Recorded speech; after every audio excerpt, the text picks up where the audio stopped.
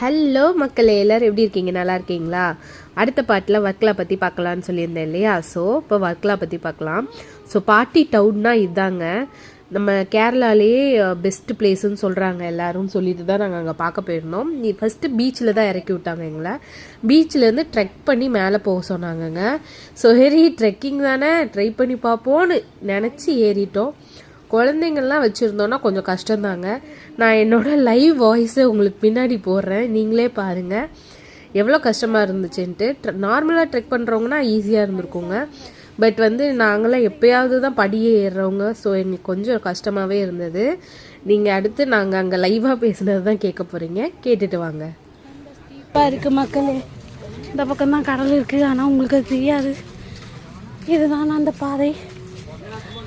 நம்ம நேரமாக ஏறி போய்கிட்டு இருக்கோம்.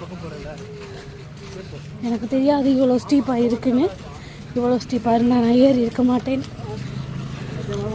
வண்டியிலேயே நம்ம வரலாம் மக்களே கிளிஃபுக்கு.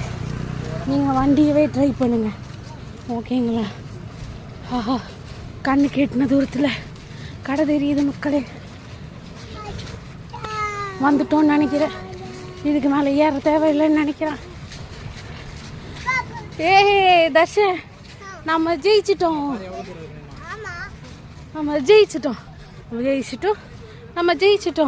சொல்லு பேக்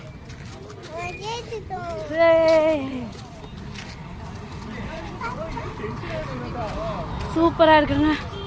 இவ்வளோ நேரம் ஏறி வந்ததுக்கு ஒருத்து மக்களே, செமையா இருக்கு மக்களே. ஜேன்னு இருக்கு மக்களே.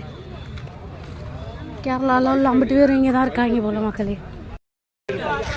செம ஒருத்துங்க. பௌர்ணமி வேற அன்னைக்கு சூப்பராக இருக்குங்க.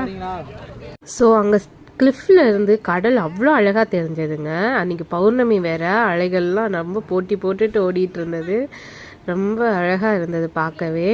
ஸோ நாங்கள் அங்கேருந்து அதை ரசிச்சுக்கிட்டே அங்கே உள்ள கடைகளை நோக்கி போயிட்டோம்.